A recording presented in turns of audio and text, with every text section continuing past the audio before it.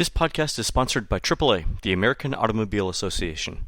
AAA members get discounts on tickets, resort accommodations, and more at Walt Disney World and other Orlando attractions. If you book a qualifying Walt Disney World Resort vacation package at select AAA offices, you'll receive a free subscription to touringplans.com, as well as dedicated trip planning resources just for AAA clients. Go to AAA.com or ask your local AAA travel agent for more details on this offer. They retain this path. That's nice. Hi, this is Len Testa, and this is another episode of the Unofficial Guide Disney Dish podcast with Jim Hill.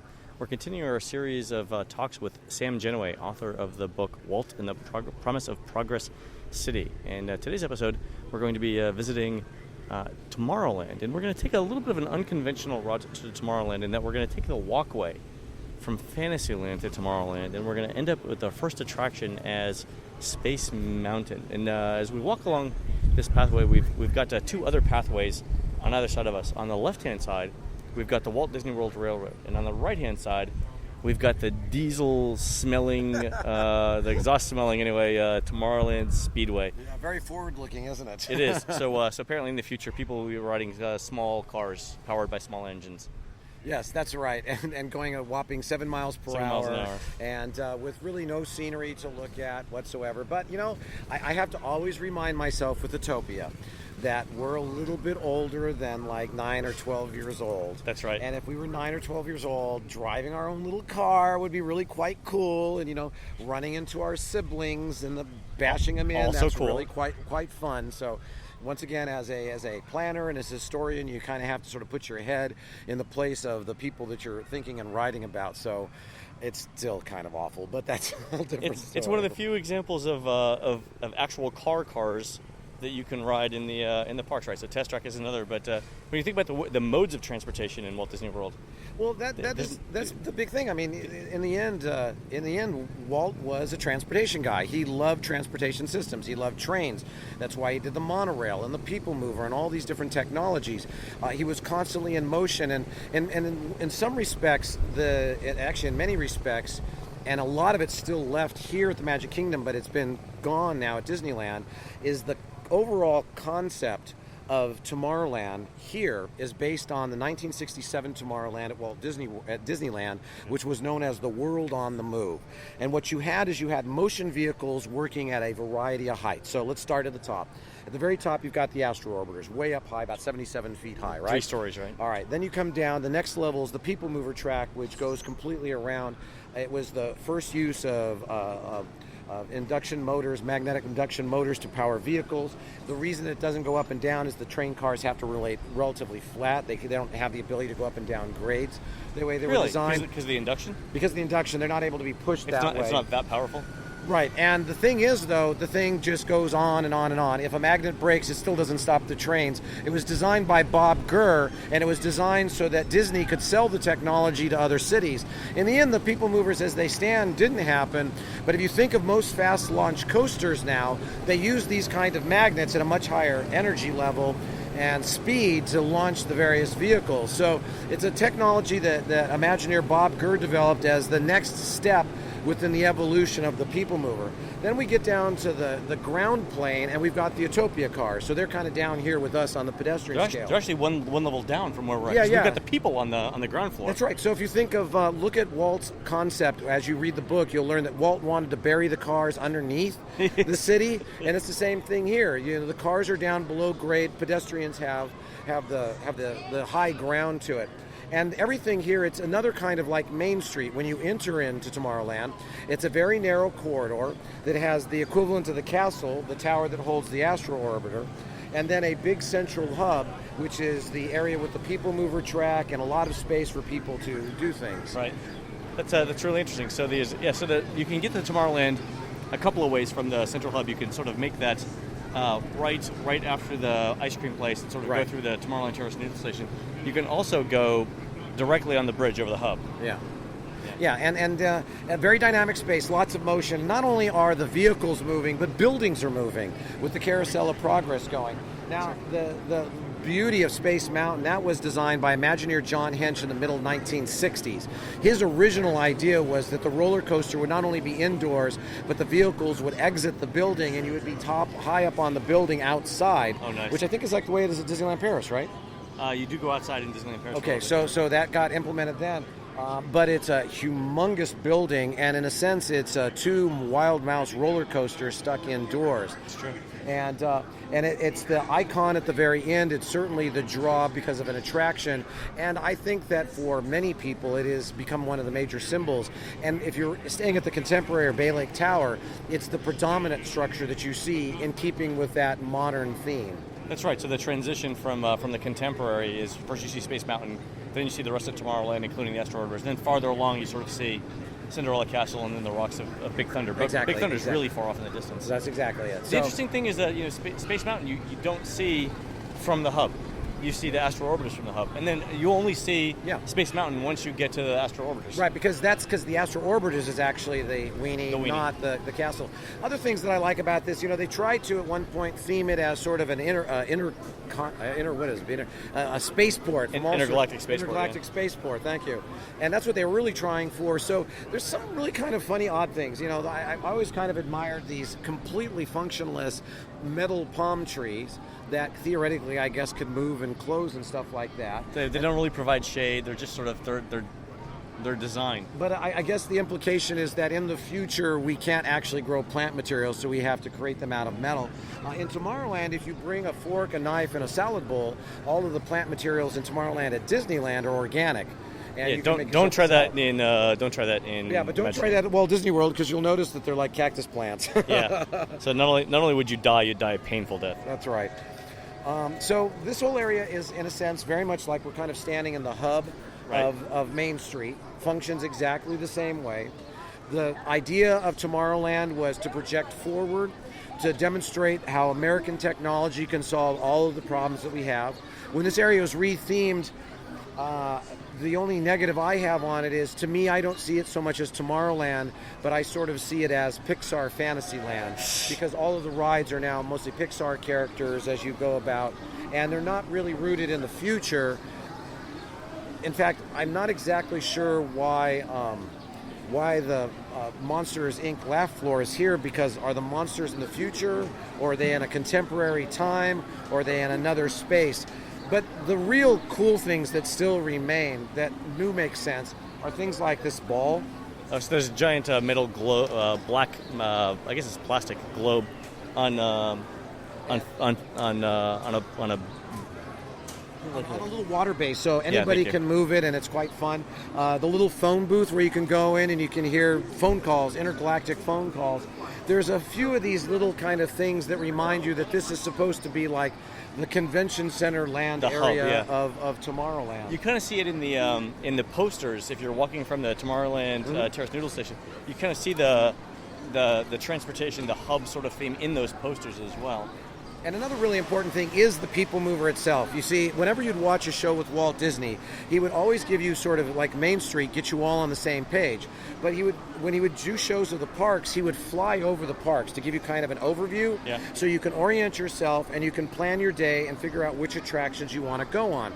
Well, that's what the people mover does. If you go on that first, you get a sampling of every single ride that's within this area, every single attraction.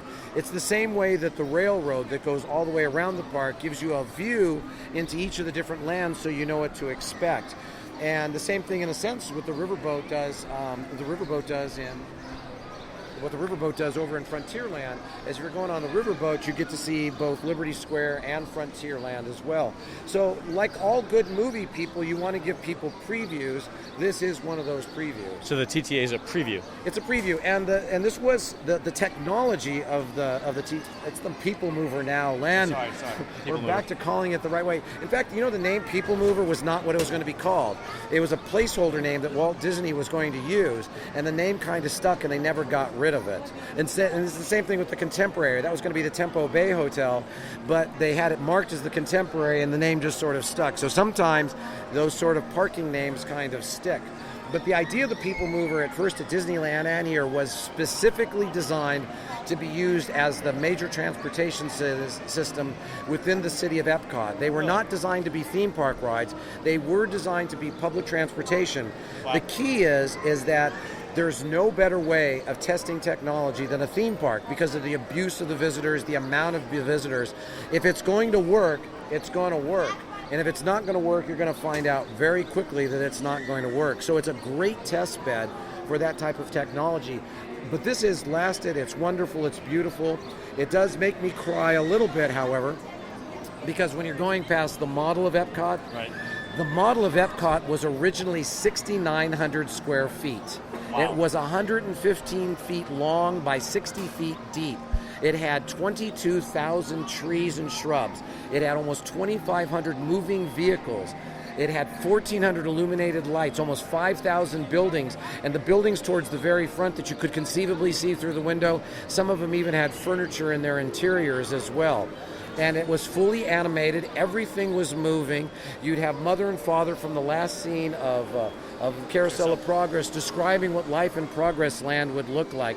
And I just weep a tear because what you see today is less than 1/4 of the size of what was the original model. And that model was put into Disneyland as Walt's way of teasing people about the city that he was building in Florida without necessarily telling you that he was building it in Florida. That's great. Yeah, so it's much smaller here. Does the model still exist? Well, the only bits of it that are left are enshrined up where the People Mover is. It's not in the archives? Does he didn't keep it? No. You know what? A lot of the models are gone. I think probably the most tragic one was the model of the original Pirates of the Caribbean was also destroyed. And although Walt never went on the ride himself, he went through the model numerous times, and they developed a little iScope for him so that he can see it through the point of view of a visitor, Right. and put him on a little wheel chart that was at the height where the visitor was. And it's really quite tragic. Some of the maquettes were made out of clay, and they became very fragile. Those are the little statues. Yeah. And ultimately, the model itself got destroyed. In this case, they did preserve a little bit of it, but it's not the same. It's, my book is about being like a young boy, seeing the model, seeing all the vehicles moving, being proud of my General Electric nuclear power plant, which was just off the distance, and knowing that was my clean source of energy. And unfortunately, sadly, what you get is a former shell of itself, and it's not terribly impressive. But at least a little bit of it's there, and I go by and I weep every time. That's all right. Let's continue walking. So we're walking. We've got Stitch's Great Escape on our right. We've got the Monsters La Fleur comedy show on our left. It's Jim Hill brings up a good point about this particular show building, the one with Monsters Inc. That it's historically not done well in terms of shows because from a facade perspective, it's terrible. Yeah. When people are coming off the hub, it's not like there's anything here that pulls them in to tell them, hey, there's a show in here that you want to see. That's right, and I've noticed as I walk by, they're generally having cast members standing out front trying to flag you in. They have a barker. Yeah. Whereas had they designed it correctly, it would have just done it itself. Yeah, and that is kind of unfortunate. And even the architecture of the area, what they've decided to do, this was always really the big problem with Tomorrowland, because by the time you finish with Tomorrowland, tomorrow's already here, right. And it starts to look dated. So it was Disneyland Paris was the first one where they said, let's go a different direction. Let's go something a bit more timeless. Jules Verne, that sort of thing. Then they tried to apply that here by taking you into sort of a fantasy future. And from what I can gather, buildings aren't just buildings, but they're all mechanical. And much like the tenets of modernism, they expose the mechanical structure. But here the implication is that the large fans above are able to move and close things. Almost every piece of furniture you see has giant screws or bolts, and it gives the implication like a Tinker Toy. You could take it apart or they'll move. And they'll actually activate themselves. What's really strange is there is a building in Los Angeles. It's the Caltrans building in downtown Los Angeles, which has now mimicked this. And it has metal screen, but the metal screens will open and close depending on where the sun is at the time so that they can allow light into the building. So, maybe the future is not so far off of having buildings that can morph to whatever the weather is. And that's what they've tried to do here. That's fantastic. These don't open though, right? No, everything just, but because of the gears and everything, it does imply it. It looks like it could. Yeah. That's pretty clever, actually. So a venting system. Yeah. I've never noticed that before. That's really neat. It's a nice detail. Huh, interesting. All right, let's walk through the Tomorrowland Terrace noodle station, which is never open. I was going to say, there's a restaurant over there? Apparently, legend has it, Sam, many years ago, nice bathrooms, though. our forefathers had a restaurant here that you could actually buy food and then sit at these tables. And they're glorious because, it's great shade. Yeah, the covered. porches are deep enough that you get a breeze. They've got fans. It's quite comfortable. No wonder people want to fight and die to go here for the fireworks and stuff like that and are willing to shell out the big bucks. It's true. It's really good. So it's a great little space. It's just never open, which is a shame. Yeah, and one of the other things that I really enjoy about the Magic Kingdom's Tomorrowland is the gateway. When you go walk through the bridge and over the bridge, and you've got that little tower, it's a very distinct, very clear gateway that already starts to set the theme pretty early on, and I thought that's very well done over there too. I like the waterfalls on the other side of that, and I think the movement of water. Yeah, and the original idea was all white, all pristine, and they had those giant. Remember the giant waterfalls that were on both sides? Super cool. That kind of slid on down. Those were, I thought, really spectacular. Where you basically are entering in through the waterfall. But once again, the idea of Tomorrowland is already past time. They had to do something. This sort of timeless theme has allowed them not to have to remodel it again anytime terribly soon. That's what it is. They just don't want to keep doing the upkeep on it. Well, now we're at the end of Tomorrowland, where it's really interesting actually. So, at the border of the Tomorrowland Terrace building itself, you can see where it ends and Main Street begins, because although it's both concrete, one of them is sort of a purplish in color, which is Tomorrowland. The other one is red. So again, this is the reddish towards a pink because it makes people look better. in photos. Yeah. That's awesome, and that's the border between Main Street and Tomorrowland. But like the other areas that we've walked in, the transitions are not absolute, right, like some of them are at Disneyland. You start to have Tomorrowland walls, Main Street fences. You have the Main Street little area next to the bathroom, but the bathrooms are wholeheartedly in Tomorrowland. So there's a little bit of a crossover, just like in a film. Cool. Well, that's a good place to end this particular series of podcasts. Sam, we'll have to have you back to do Epcot next. It's been an absolute joy, Len. I really like this. For Sam Gennawey, author of the new book Walt and the Promise of Progress City, I'm Len Testa. This has been the Unofficial Guide Disney Dish podcast with Jim Hill. We'll see you guys on the next show.